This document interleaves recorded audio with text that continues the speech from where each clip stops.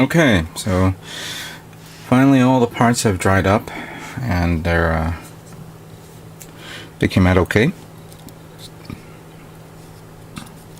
Some of them I don't have to worry about, like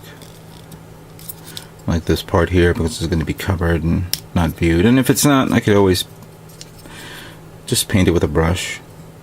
But this one, pretty much all of these are done. I'm just going to review each and every one of them. But yeah, it came out okay.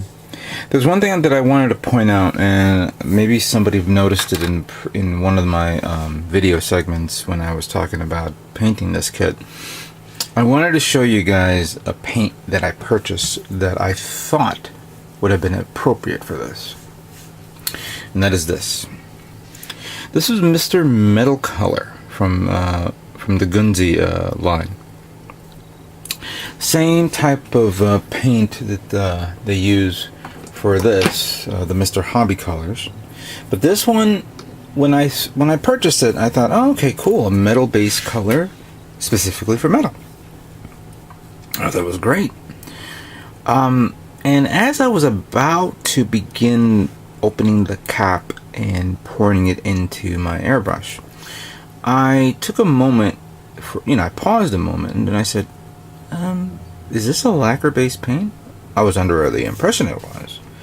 So I quickly went online and did a search on YouTube, on Google, and I came across a few links, and then I came across a YouTube video of this. When I clicked on it, it was to my surprise, it was Meccano Man who actually reviewed this paint, and it turns out that this is not the paint. This is not a paint that I thought it would be. Instead, when you spray this on kits, on parts, it comes out kind of foamy and matted until, and it says here in the bottle, I'm going to read it to you, shake well before use. After Mr. Metal Color is dry, brush it with a soft cloth. Basically, you have to buff this off parts, and it gives it that deep metallic look to it. I did not know this was like this, and I wasn't in the mood to start buffing all my parts. I could imagine it would have been well with solid parts, but with the inner frame where it's all the nooks and crannies, and I'm going to be spending my time buffing, and it says there that after you buff it, Meccano Man says that after you buff it, you got to at least seal it with a sealer. Otherwise, you're going to have those fingerprints on it. I didn't see myself doing that now. I'll definitely work on, try this out for future kits. But at this point, I said I had to use metallic gray, so that way I can get through this. So, I have a cool product for future kits. These parts are done.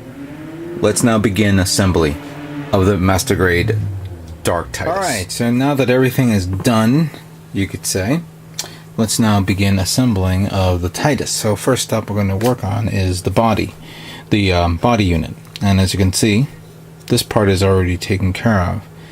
So the one thing that we need to start is at one point, which is where after you put in these two parts in, then you have the side armor, which slides into place like so. One there and one there. And then we have this black trim that goes up like so. There we go. Then I had to take the pilot out and put him on. Now I'm going to put him back on again.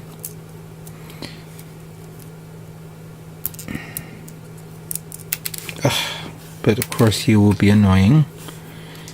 You annoying pilot, you. So you will be shut. Stabbed. There we go. Stay there. The one thing I have to put on is this one, which is the trim of the emerald green.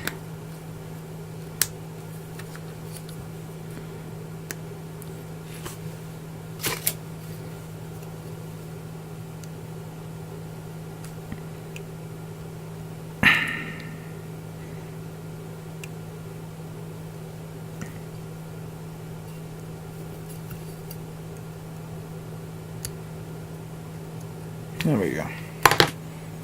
So it looks like that. So I just close them up and slide it in. Actually no, hang on a second. Before I put him in there, let me remove this. Put him in first. Then we take these two guys.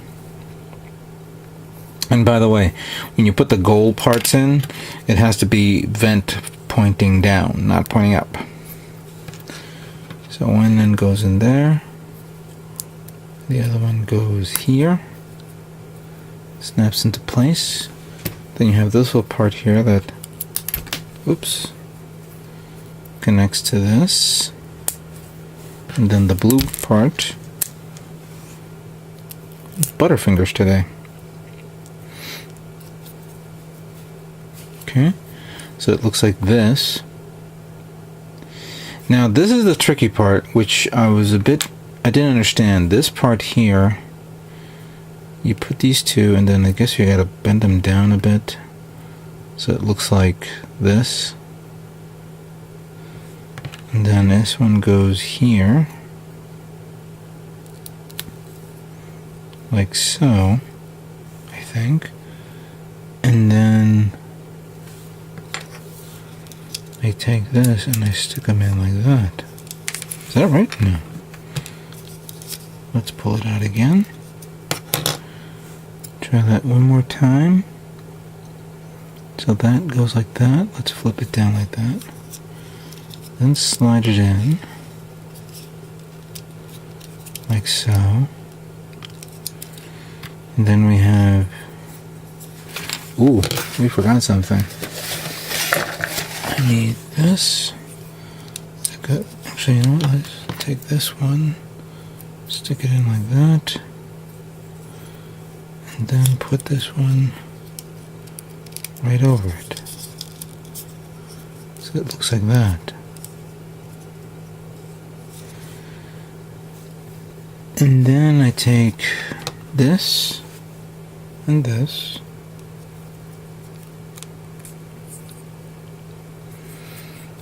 Actually, no.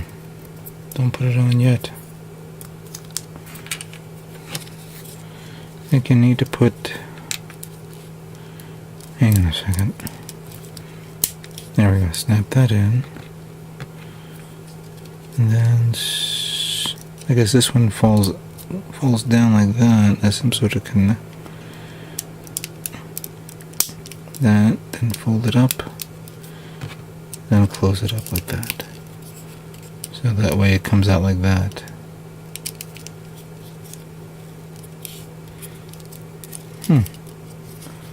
Okay. I think I got everything done. So this one goes up here. Like so.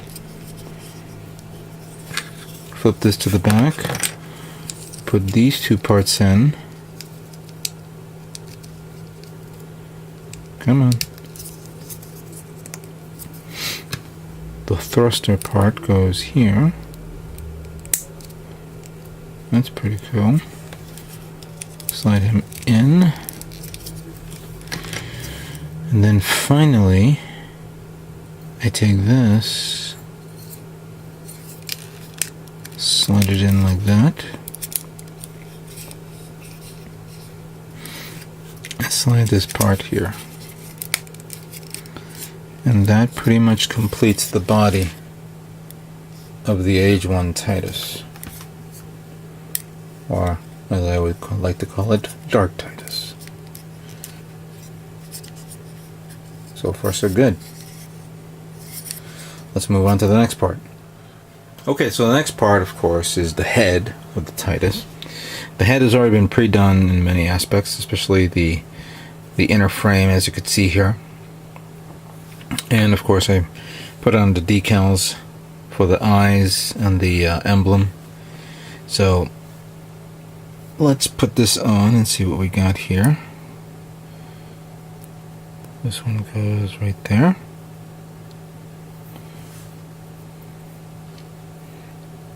And then this one goes through here. Then we have the face mask. There we go. And then we put the side parts here and here.